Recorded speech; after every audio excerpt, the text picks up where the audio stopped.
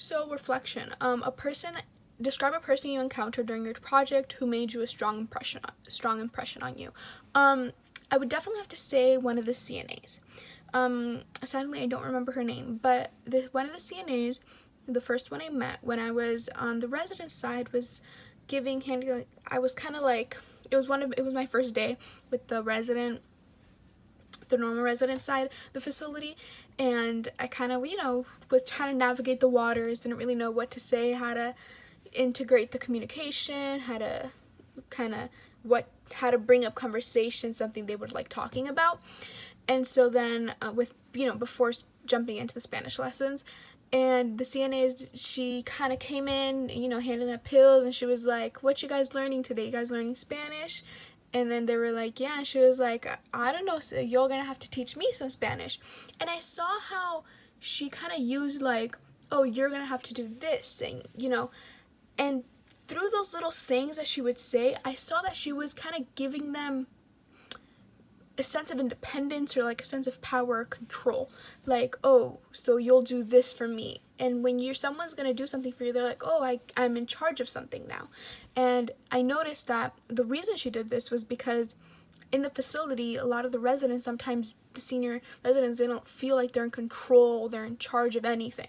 They feel like everything's being handled for them, and they don't have any sense of independence. So her doing that, and kind of like the way she would talk to them, and just kind of like quickly insert herself in a conversation and quickly be able to get out of it, that kind of way definitely gave a very strong impression on me. Like, and she wasn't like scared of any back talk, because later when I met with her on the memory care side, any back talk that the residents would say, or anything kind of like, oh, I don't know what to do in this situation, she would take it very lightly. She wouldn't take anything like too hard, too seriously. She was very light, and kind of like, she was like this own thing. Like, she didn't let the environment kind of mold her. She rather molded the environment. So for example, what I mean by that is that if she was going to go to memory care and the residents wanted to go to sleep, and like, it's nighttime, and they kept talking about sleeping and nighttime and turning off the lights, which is something that would happen a lot, she would be like, well, I'm tired too, or like, and she would kind of like express her own feelings. She was tired, but like, there was a way of her kind of like being on that same level with the residents, but at the same time not succumbing to their wants that she can't provide them, because it's against the rules, obviously.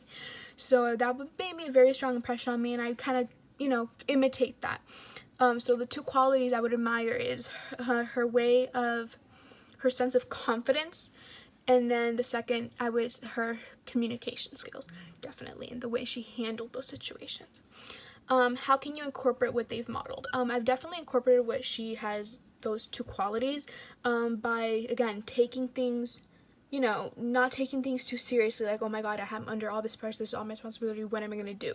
Instead of thinking about it like that, I've thought about it more as an, okay, like, these are people, I'm a person, yes, they're not mentally right, but it's okay. We're here to get along. We're here to have fun. We're here, well, for me, have fun, not for the CNAs, but we're here to kind of like talk, converse, and it's like, it doesn't have to be so serious, so responsible, so taking charge. It could be more laid back, more relaxed. Of course, with always alert, but laid back and relaxed.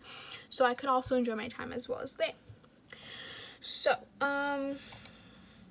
reflection number 2. What interpersonal skills have you developed through this service learning project? I'll do that one in the next video.